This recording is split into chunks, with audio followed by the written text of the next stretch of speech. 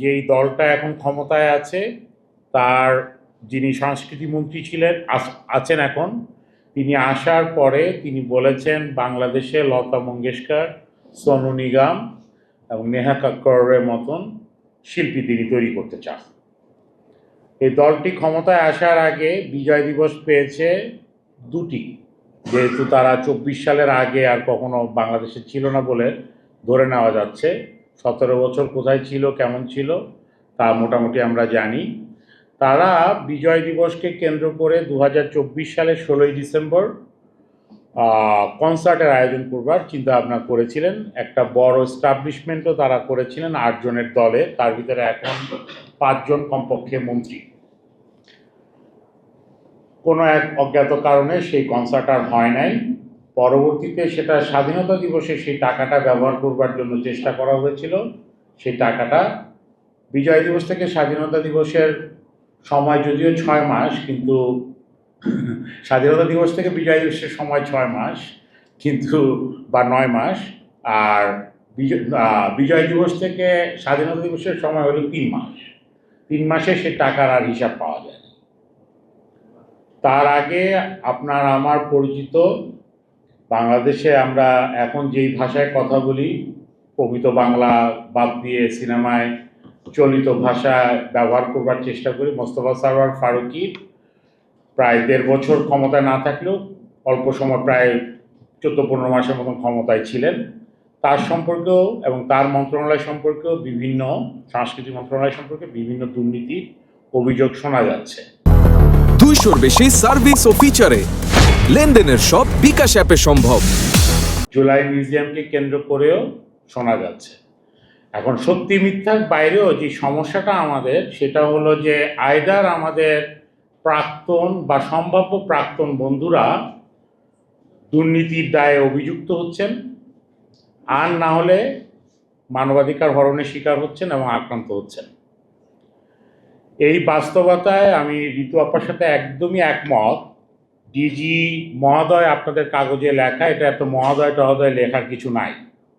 জহিরুদ্দিন স্বপন থেকে শুরু করে তার যে প্রেস সেক্রেটারি এবং একই সাথে ডিজি এই চলচ্চিত্র ও প্রকাশনা অধিদপ্তরে, তারা সকলে জড়িত। কিভাবে জড়িত? কারণটা হলো ডিজি অফিসের রুমে যখন এই ঘটনাটা হয়, জহিরুদ্দিন স্বপন খুব দ্রুত স্টেপ নিয়ে আসেন, এসে ব্যবস্থা নেওয়ার চেষ্টা করে। কিন্তু ডিজি মহোদয়ের ব্যাপারে তিনি কি ব্যবস্থা নেন আপনাদের চোখে, যিনি ডিজি মহোদয়? খালেদার রুমে যখন এই ধরনের একটা উশৃঙ্খল লোক এসে প্রবেশ করে, সে একজন চিত্রগ্রাহক মহাপরিচালকের রুমে প্রবেশ করার আগে তার অনুমতি নেওয়ার প্রয়োজন ছিল, তার সেক্রেটারির সাথে কথা বলার কথা ছিল, সেগুলো করেন নাই। না করে সে হুটহাট ঢুকে, এবং সেখানে আপনারা আবার বলছেন যারা আহত হয়েছেন, আক্রান্ত হয়েছেন, যে আমরা একটা নেগোসিয়েশন শেষ করছিলাম। এই নেগোসিয়েশন পার্টটা খুব জরুরি। এই নেগোসিয়েশন পার্টটা আমি আপনাদেরকে একটু জাস্ট এক লাইনে বলি।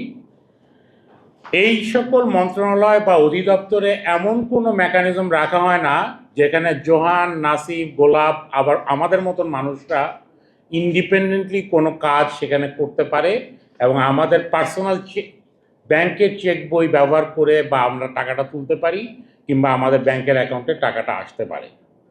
এটা এমনভাবেই এই মশিউরদেরকে নিয়োগ দেওয়া হয়, এই সংস্কৃতি মন্ত্রণালয় এবং তথ্য সম্প্রচার মন্ত্রণালয়ের মন্ত্রীবর্গ বা তাদের আত্মীয় স্বজনদেরকে নিয়োগ দেওয়া হয় বা তাদের দলের লোকজনকে নিয়োগ দেওয়া হয়, যাতে শিল্পী এবং তার শৈল্পিক স্বাধীনতার চর্চা করবার আগে তাকে আসলে একটা করাপশনের মধ্যে ঢোকানো হয়, এবং এই করাপশনের মধ্যে ঢোকানোর মধ্য দিয়ে 10%, 15%, 20%, ইভেন 50% পর্যন্ত চুরি করবার একটা সুযোগ রাখা হয়।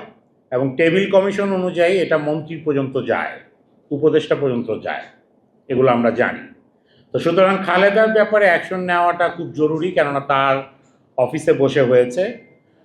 মশিউর, আতিক এবং অন্যান্য হাবিবুল্লাহ বাহার কলেজের যারা ছাত্র দলের যারা যুক্ত ছিল এই হামলার সাথে, তাদেরকে আসলে বের করতে হবে যে এই সিসিটিভি ফুটেজটা তারা কেমন করে ডিজির রুম থেকে নিয়েছে, এবং ডিজিকেও এই উত্তর দিতে হবে এবং সংস্কৃতি মন্ত্রণালয়কে ইনক্লুডিং জহিরুদ্দিন স্বপনকে এই উত্তরটা দিতে হবে।